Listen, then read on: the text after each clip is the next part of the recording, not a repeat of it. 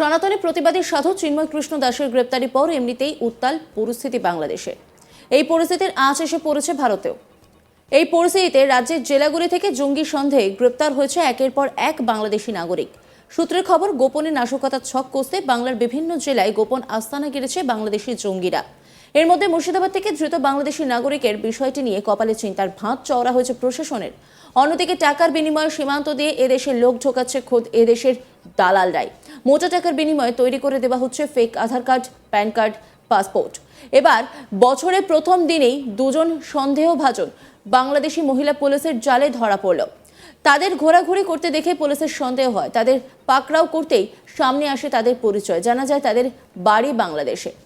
চোরা পথে বাংলাদেশে ফেরার আগে তাদের ধরে ফেলে। এখানেই প্রশ্ন ওঠে, কেন চোরা পথে এদেশে তারা এসেছিল? তবে এর পিছনে অন্য কোনো ষড়যন্ত্র রয়েছে কিনা তা জানতে জিজ্ঞাসাবাদ করছে পুলিশ। পুলিশ জানিয়েছে, সূত্র মারফত খবর আসে, বুধবার দুপুরে উত্তর 24 পরগনার গাইঘাটা থানার কাহানকিয়াতে দুজন মহিলা সহ একটি বাচ্চাকে ঘোরাঘুরি করতে দেখে পুলিশ। তাদের দেখে সন্দেহ হয়। এরপর গাইঘাটা থানার মহিলা পুলিশ সেখানে গিয়ে তাদেরকে আটক করে জিজ্ঞাসাবাদ শুরু করে। কাগজপত্র দেখতে চাইলে ধৃতরা কোনো বৈধ কাগজপত্র দেখাতে পারেনি। পুলিশ জানিয়েছে, ধৃতদের নাম রুনা খাতুন ও হাসিনা বেগম। ধৃতদের বাড়ি বাংলাদেশের নরহাই জেলায়। তাদেরকে জেরা করে জানা যায়, কাজের উদ্দেশ্যে তারা নাকি বাংলাদেশ থেকে মুম্বাই গিয়েছিল। এরপর বাংলাদেশে ফেরার জন্য গাইঘাটা এসেছিল। এরপর পুলিশ তাদের হাতে নাতে ধরে ফেলে।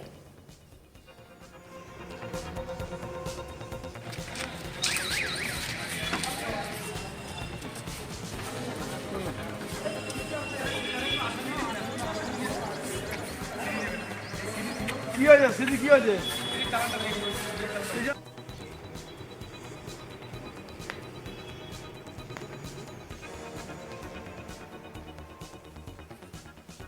এই গোটা বিষয়টা নিয়ে একটি রিপোর্ট তুলে ধরেছেন আমার কলিগ দীপক। দেখাবো আপনাদের। দেখো, ভারত থেকে অবৈধভাবে বাংলাদেশ যাওয়ার পথে দুই বাংলাদেশি নাগরিককে গ্রেপ্তার করেছে গাইঘাটা থানার পুলিশ। আমরা দেখলাম যে গতকাল এই দুই মহিলা রুনা বেগম এবং হাসিনা খাতুন তারা গাইঘাটা থানার অন্তর্গত কাহানকিয়া বাজারে অপেক্ষা করছিলেন এবং তাদের গতিবিধি দেখে সন্দেহ হয় গাইঘাটা থানার পুলিশের এবং তাদেরকে প্রাথমিকভাবে আটক করা হয়। আটক করে জিজ্ঞাসাবাদ করা হয় এবং জিজ্ঞাসাবাদ করে জানা যায় যে তারা বাংলাদেশের নাগরিক এবং সে সময় তাদের কাছে কোনো বৈধ ট্রাভেল ডকুমেন্ট ছিল না। এবং তারপরে তাদেরকে গাইঘাটা থানায় নিয়ে আসা এবং সেই দুই মহিলার সঙ্গে একটি, এবং যদিও কার বা আদৌ তাদের কিনা এই নিয়ে এখনো যথেষ্ট সন্দেহ রয়েছে। এবং গাইঘাটা থানায় নিয়ে এসে জানা যায় যে ওই দুই মহিলা তারা দীর্ঘ সময় ধরে, অন্তত কয়েক মাস ধরে তারা এই ভারতে প্রবেশ করেছিল এবং অবৈধভাবে প্রবেশ করেছিল। এবং ভারতে যখন তারা প্রবেশ করেছিল সে সময় তারা অবৈধভাবে প্রবেশ করেছিল এবং ভারতে ঢুকে তারা প্রথমে মুম্বাইতে চলে যায় এবং মুম্বাইতে বেশ কিছুদিন ধরে তারা দীর্ঘভাবে সময় ধরে কাজ করছিল। এবং গতকাল যখন সেই মুম্বাই থেকে নিজের দেশে ফিরে যাচ্ছিল, ঠিক সেই সময় এই কাহানকিয়া বাজারে তারা অপেক্ষা করছিল এবং গোপন সূত্রে খবর পেয়ে তারা পুলিশ গ্রেপ্তার করে।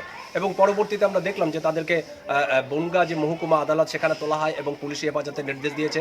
পুলিশ এবার নিজেদের হেফাজতে নিয়ে কিন্তু পরবর্তী তদন্তের কাজ এগোতে চায়। তবে তুমি জানো যে সাম্প্রতিক সময় কিন্তু বেশ কয়েকটি অনুপ্রবেশের ঘটনা ঘটেছে এই উত্তর 24 পরগনা জেলার যে সীমান্তবর্তী যে সমস্ত জায়গাগুলি আছে, বিশেষ করে বাগদা, গাইঘাটা, বনগাঁ।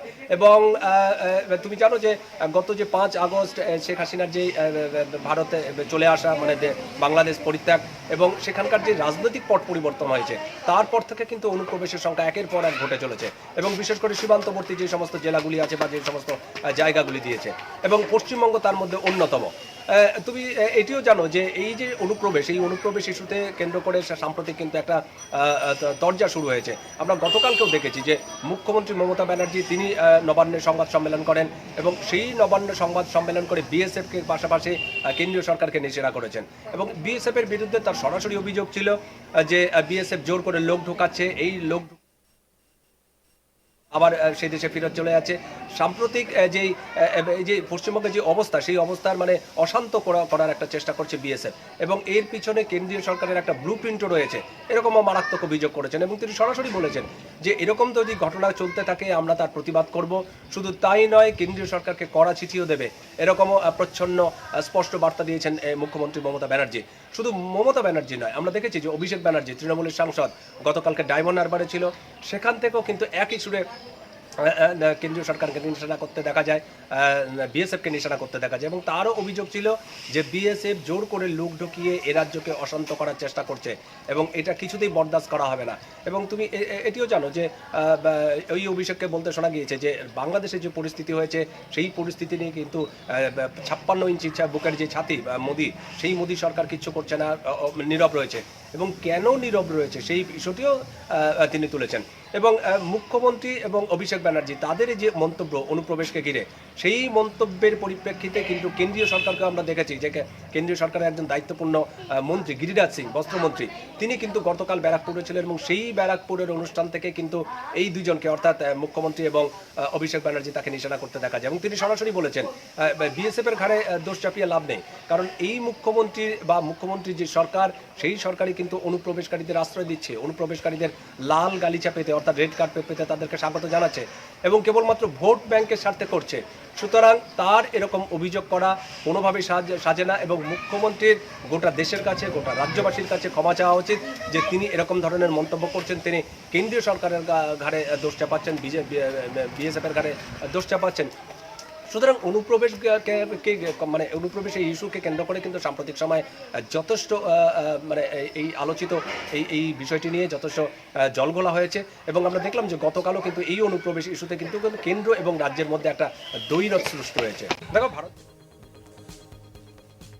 সনাতনী প্রতিবাদী সাধু চিন্ময় কৃষ্ণ দাসের গ্রেপ্তারের পর এমনিতেই উত্তাল পরিস্থিতি বাংলাদেশে। এই পরিস্থিতির আঁচ এসে পড়েছে ভারতেও। এই পরিস্থিতিতে রাজ্যের জেলাগুলি থেকে জঙ্গির সন্দেহে গ্রেপ্তার হয়েছে একের পর এক বাংলাদেশি নাগরিক।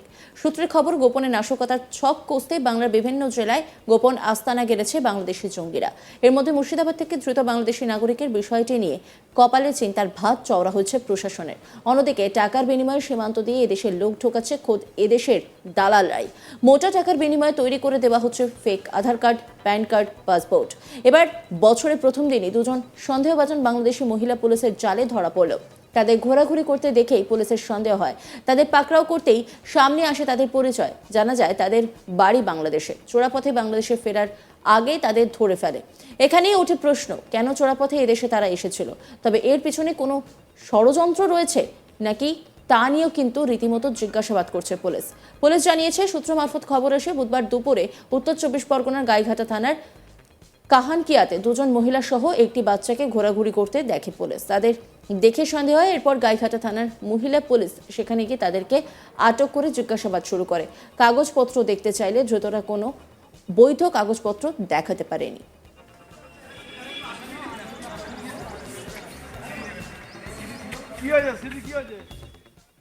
অন্যান্য খবরের আপডেটের জন্য অবশ্যই নজর রাখুন আজ তাক বাংলার ইউটিউব স্ট্রিমিংয়ে। লাইক, কমেন্ট, শেয়ার এবং সাবস্ক্রাইব করতে ভুলবেন না।